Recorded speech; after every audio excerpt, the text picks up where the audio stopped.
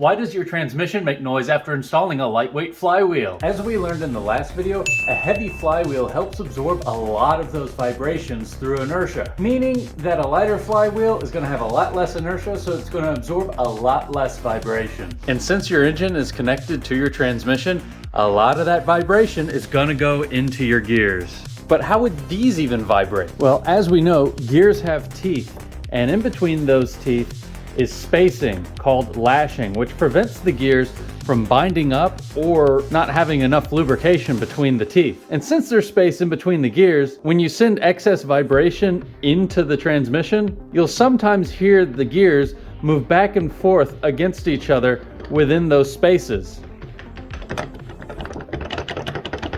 You can see that play in between the teeth right there. You'll typically hear it at really low RPM because that's where vibrations are the most noticeable.